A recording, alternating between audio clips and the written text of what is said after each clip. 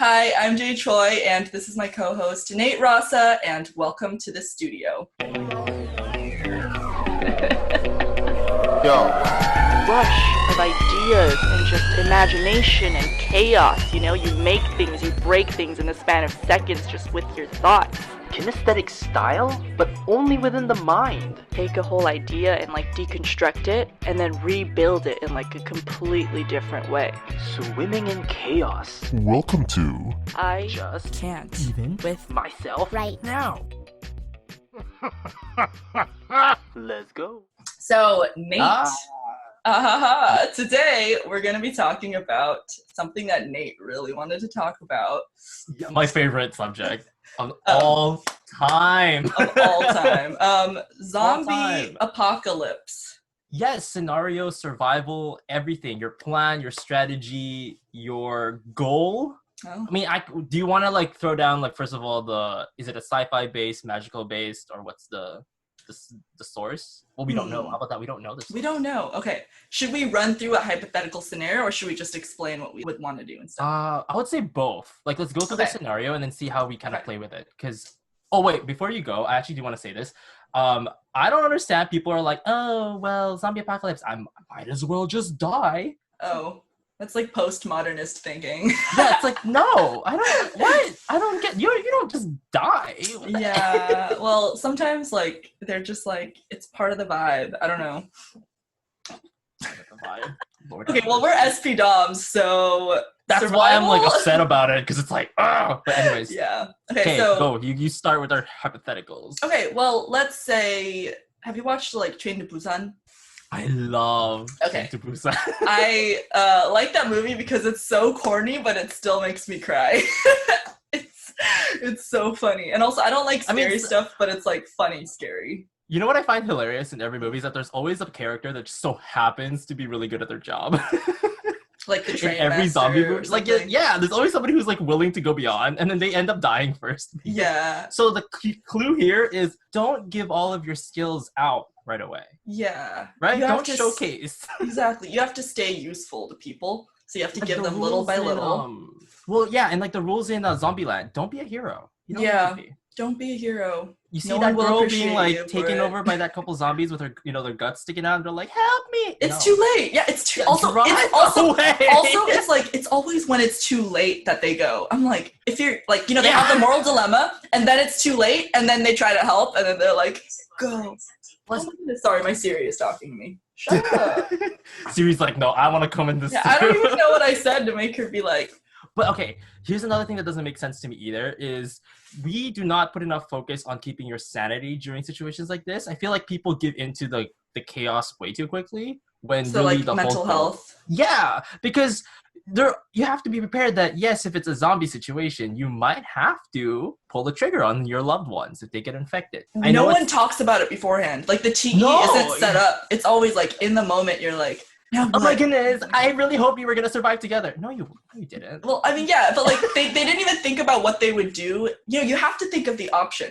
And it doesn't mean you don't love them. It's being practical. Exactly. Yeah, you have to. Imagine, you have loved ones, but not all of your loved ones are survivalists. Yeah. I've noticed this too. I was talking to one of my cousins before where she said that if she was by herself in a plane that's going down, she's not going to be scared because it's just her that she's responsible for. But if her kids were there with her husband, she's going to start panicking because now she's responsible for 3 other human lives. I don't want to be responsible for anyone. Exactly. And so she's I'm going to start freaking out. And I was I actually agree with that notion because when you're alone, you're responsible for you. Yeah. So when things go down, you don't really put that much on yourself. Or even if you did, it's just you anyway. I just remembered what our other episode was about. Oh, yeah? It was on stress. Because it's related to what we're talking about right now. So much sense. Yeah, because when, we were saying, for me, when I'm going to take an exam, beforehand, I'm not stressed. During, I'm not stressed. After, I'm not stressed. But I have friends who are stressed through every part of it. And if I feel as though I'm, partly responsible for them, which is not very often, but if I do feel that way, then I do feel their stress. It's empathy, kind of, in, the worst way. When you said that, when I didn't realize that the disgust was going to hit me afterwards. That was really funny. I was empathy? Ooh, empathy. Yeah, so compassion? Yeah. Would you say you're a compassionate person? Okay, that was joke number 1, or however many jokes we've made. I like to say that I'm a generous person, but I may not always be expressively compassionate. Okay. Yeah, that's how I don't usually showcase it because, one, I already know who I'm compassionate to. I don't really need to show it to anybody else. By the way, I have other things I could showcase instead, like hospitality, generosity, kindness, but then... things that are more tangible and useful. Yeah, compassion, like, oh, you're losing... Like, back to the zombie scenario, you're dragging your half body across the hall asking me to save you. It's not happening. I mean, yeah, and it's too late. Like, okay, what do you want me to do? Like... Here's the thing, I will be that type of person though. If something does grab me, I will not hesitate to shoot. Like if something just grabs me from like under the shelf, or even if it's a human, I'll be like, ah! Because that's true. I'm pretty trigger happy and startled. Yeah. You know, don't sneak up on me in a place where we know is a post-apocalyptic or apocalyptic situation. Honestly, yeah, that's common sense. Okay, my initial thoughts whenever I have noticed, like for example, if I'm looking outside right now, because you know, since let's say quarantine, right? We can go off of this tangent. Quarantine happened, and let's say it morphed and became a zombie apocalypse situation. I start seeing people eating each other outside. I am gonna step outside and be like, "What's going on?" Yeah. Why? Okay. Why is there always that person in the movies? They step out, they're like, oh, and then they get bitten right away. Exactly, because they're like, "Oh my goodness, my neighbors!" And then there's one right beside them, off the fence, just like eats them. Stay at home and like start. And the thing is your basic. Yeah, and your basic survival things just go out the window. Call your loved ones. Make sure the cell phone service is happening. If that's not available, start barricading when you need to. Like, start being more cautious. I mean, I think it's because a lot of people... Yeah, I was going to say, people panic first. I don't know. Do you find yourself ever really giving in to panic first? Like... For fun. When it's fun to. But then it would only be fun if there are other people there that you're making them panic, right? Like, okay, I agree with that. When I'm by myself, I can't really panic by myself because... I'm responsible for me. So at the end of the day, it's like, oh, well, I'm just wasting my own time, which is horrible. But then, like, that's what I think, though. It's like, if I was in a scenario where I'm with friends and we're doing paintball and it's, like, fun to panic, go for it. Like, I can go trigger happy and go crazy because it's all a game. Right. But if you're going for this, like, with the scenario that we're going with, zombie apocalypse, things are happening, society's going down, you can't really afford to panic. But I'm thinking, like, first you have to set up all of your stuff, set up your barricades, make sure you have food, and then when you're safe, you could freak out at that point. Like, freak out then. Oh, absolutely. I would plan at that point, you're alone. Well, maybe you're not alone, but at that point, you're set, and then you could start crying for an hour and then get back to work because exactly. See, this is the thing, though. We're not against the feeling. We're not against the emotion. There's a time. I want to make sure everything is ready because I want to be like crying and losing my, strip naked and just be, and then suddenly something comes through my door. Yeah. I don't want you to look at me when I'm at my weakest. That's true. You have to set up the walls first, and then you can be vulnerable with yourself. Exactly. Plus, if you're with your loved ones, I can totally like cry it out because at least I'm real with them. So it can happen. Be like, give me 5 minutes to just like lose it, and then we can slap ourselves back to reality because that is life. Like, well, I actually did that with my professor once. I slept through half of an exam, not his exam, but someone else's exam. And then when I got the score back, I was in his office with my research mentor, and then I was like, I'm going to go cry in the other room for 5 minutes, and then let's do research. And he was like, okay. So I literally went and cried for 5 minutes, come back out. I'm like, all right, what are we doing? And he was like, you are weird, but also cool. Yes, see, I love that because... Seriously, like I've had situations where I'm like, oh, I'm feeling it really badly, but I'm at work, so I can't just be bawling. Yeah. At work. I don't know, like other people can and they can be authentic about it. No, to me, it doesn't feel right. Yeah, so. It's like also you're putting that burden on other people, and that's how I feel don't too. Like that. Yeah. So I just go home. Best time to cry, showers, because it's falling water, right? Oh, I never cry in the shower. It's hard because usually my mind's thinking something else. Like I start solving problems while I'm in the shower. So it's kind of maybe 2 birds in one stone. I just realized the girls were going to have so much trouble in this situation. Yeah. With the zombie apocalypse. That's true. Y'all should start buying diva cups or those moon cups. Well, I mean, I also think about like people who like wear glasses, like you lose your glasses, you don't have contacts, game over. Like that is so right. I just realized I'm the one that's at a disadvantage. I mean, I'm wearing my contacts right now, but I need to get LASIK. Yeah. I mean, because even if I went on the run with my contacts, what about if I have to go to sleep and then they dry up and like, GG, exactly. like that's the end. I would shoot everyone then because I can't see if you're a zombie or like That's a normal right. person. We have to be very careful about our glasses. Well, I mean, I've been generally take care of my things that require that, definitely.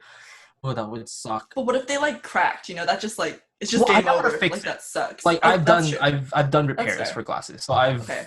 I'm fine with that. Handyman. But that sounded like Candyman, honestly, when you said it, and I was already thinking of a horror slasher film. Like, A Candyman horror movie. but anyways, yes. So like, if thing situation, I do have like about 2 other pairs of my old glasses I could still use. Mhm. They're not the best as the one I have right now, but it Mm. really is one of those situations. Ugh, I just wish I had LASIK. My ESFP friend broke my old pair of glasses because he literally just somehow ran into my face. I just realized something that we will end up coming across a lot of problems in the zombie apocalypse if we're not careful. Because like I don't ever want to catch myself making the shameful mistake of falling on the ground, breaking my glasses because I tripped because I was stupid, like running That's away fair. from some zombie. You know, like That's fair. I think I would do so much better in a zombie apocalypse if it was being televised. Because I'm a 3. If people are watching me, like, you know, like Hunger Games style or whatever, I'd go way harder.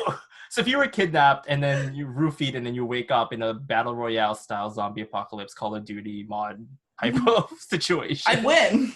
There we go. But if it wasn't televised, maybe I'd just be like, man, I'm just gonna like.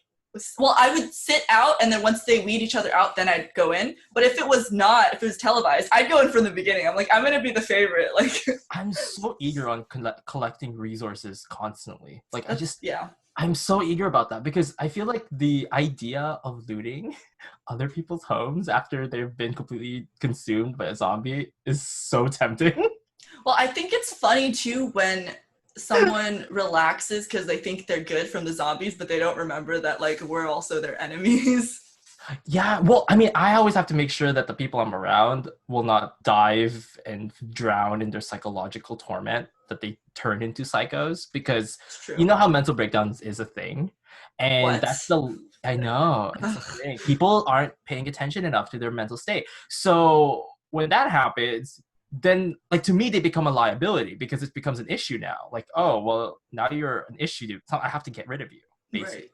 Yeah. We can't have this anymore because I don't want to have to deal with, okay, I want to go out and hunt and gather my things because we're definitely going to go down civilization wise. We're going back to the hunting stage. Right, for sure. I don't need some person over there crying about, I just miss my mommy. Well, that's when you like get your gun. And I'm not. And the thing is I don't want to arm them with anything because I don't feel safe with them holding weapons. Yeah. You know? Like, anyone who is unstable who has a weapon is full on dangerous. Yeah, like even if they're on your side, if they're unstable, they're on no one's side. They're not on their own side. Like they're gone. And like you know those people when they start feeling things like, oh, this person's really really useful, but what if he turns on me? So therefore I'm gonna turn on him first. Stop. Okay. Like don't what? Like that wasn't the goal. Yeah, and especially because it's not like in a zombie apocalypse situation, it's not like there's gonna be one winner. It's like you could both live. Like if you have that mindset in a Hunger Games scenario, it makes sense. But in this kind of scenario, it doesn't really make sense. You have mutual. Did you see the what's it called? The survival theory of the Hunger Games. Have you seen that one on YouTube? There's a show. Well, I forgot this freaking name, but it's called. Well, it was an offshoot of game theory, so therefore film theory and I know game theory. Okay, so same guy. So he was talking about how in typical survival theory, the goal is everybody to survive, but because the Hunger Games is fashioned to be slightly different, it means only one person's going to survive. So you're way better likely not to team up. Because at the end of the day, you are supposed to have a sole winner. Right. So applying not Hunger Game applications, but the principle of survival theory, like, yes, make friends. That's okay because you know, in gathering hunter style, two people is gonna beat one zombie way faster than one-on-one. Yeah. So like if I came across you in the wild and like we're in a zombie apocalypse, I'd try to team up with you. I wouldn't be like, person by thing. Like because if I'm like running around and then I see you like literally behead somebody, I'd be like, oh, I could do that too. Yeah, and then we'll be like, let's be homies. Yeah, exactly. Like, but the difference is that I think that we bring stuff to the table. Some people won't bring stuff to the table, which we kind of addressed. Some people just can't handle the pressure? I have already planned this. Like I have already kind of had a feeling that my friends will react totally differently to when a crisis like this will happen. For example, like my ESFJ, she's an SO-dom, so people might assume that she's just gonna have a nervous breakdown right away. But because she's so connected to reality, she's actually way more likely to not be phased by it.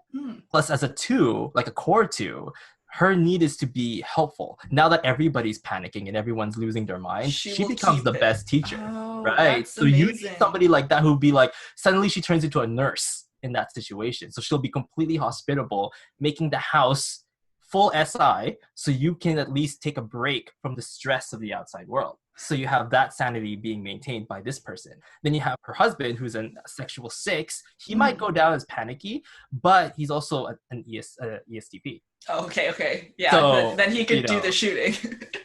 He can do the shooting. So you can have him balls to the wall, go crazy. It's totally fine. Right. And I love him as a that's driver. such a good duo. It is. This is why we pick our people, right? Yeah, no, I agree. Like my friends would be able to handle it too. Like one of my best friends, she's an INTJ, and she'd just be like, okay, all right, where should we start? What should we do next? And then we'll just do it. Like it won't be a big deal. Right? Like understand the parameters of like your limitations, right? For example, if it happened in LA, right? Main city hub, ground zero situation. So you already know that the main downtown is already compromised. So you know what to avoid. Maybe suburban life is a little bit safer, right? Looting suburban houses may be a little bit more smarter than going into the main skyscraper where literally everybody's a zombie. Yeah, so like why would you go in there? Like it's like you know how I feel like in every story I've watched where they had no choice, even in video games, like you had no choice but to go to a main crazy place of a hotspot because they kidnapped your sister or something and you have to save them. And then it's just a whole horde of a shopping mall full of zombies and you're like, come on, why do you do this to yourself? I know, like why does it have to be in like the most dangerous spot? Like is it always this is why we can't be in movies because we're too smart. That's true. Reality TV, they get rid of us in the first episode. I mean, any kind of reality TV I can't play in because I'm too real. Like it doesn't work in the whole situation. Because everything becomes rationalized and you wouldn't panic, and you're a 7 and I have a 7 fixed. We'd be like, well, technically we could think about it this way. Do you remember that dating show, that Love is Blind shenanigans? I never watched it, but you ranted about it. I watched it and I enjoyed it. However, when I was asked if I would participate, the answer is 100% I will not participate. It is my idea of literal hell. Like to be in a room with 10 people and then suddenly be like, I don't know if she likes me. She like also gave the same message to the other guy. What? Like I don't want to deal with this. Like I don't need this. I would end up. There was one contestant there. He didn't make it because they didn't work out with him and the one that he chose. But he spent his remaining days literally coaching the other guys. Okay, that's you. That is so me. I see the guy struggling. I'll be like, so what did she tell you? And he'd be like, oh, she was like this. I'd be like, okay, well now that you have that, here's our plan. This is your game. Like I would give him a game plan. Right, exactly. It's like, do I get a girlfriend at the end? Answer is no. I would probably not. And I don't even think I would get. I don't think I believe it in myself that I would find my love of my life in a game show like that. Yeah, I mean, honestly, and the whole thing is just obviously, like, you have a persona the whole time because it's being televised, but also, like, we're Essex Blinds. Thing about, I feel like God put me here to find my one and true only. And it's like, don't you get paid to be there? Like, yeah. Like, you went for the dollars paycheck. Involved? Yeah. I mean, granted, everybody loved the relationship. Like, we ate it up because we're consumers. But as a personal into the game, absolutely not. You cannot. Do you recommend it? Should I watch it? Yes, I do. It's a trashy TV that you need to watch. All right. I will. It is most definitely what you need to watch. I'll definitely watch it. Yeah, it's so bad, it's so good. Me and my friend, when we watched it, we died laughing because it was just so dumb. But at the same time, you couldn't help but fall in love with. I mean, okay, maybe that's the wrong word. You don't fall in love with the characters. You just wish that, hey, suspend your disbelief that this might actually be a thing. Even though at the end of the day, we're like, oh, how could they? And you're like, you already know they could. Like, none of these people are normal. Like, that's why they're there. Yeah, like they all. One of them, I think some person tweeted, they're like, oh, one of these people have crazy eyes because they're always like, oh my goodness, I need to find the one. And you're like, I cannot. That's funny. I cannot be in our room like that where everybody's a shark. And I was like the lone. What kind of animal is terrible? A stingray? An octopus? I feel like I'd be an octopus in a sea full of sharks. I'd be like, yo, you know, you can blend in. You don't have to do this. Right. You don't have to be this way. Yeah, you don't have to do, like, they literally smell blood and they're like, it's crazy. Okay, so we veered very hard off topic, and we're coming to our time limit. So guys, that is the first of 2 parts of this episode, because we definitely did veer off tangent. You went from reality show from zombie apocalypse. We will talk a little bit more about the survival, the actual details of surviving in the zombie apocalypse, maybe educate the folks out there in how they too can remain calm and detached and alive. Sane. Yeah, alive. The goal is to stay alive. Right. So stay tuned for part 2. Yes.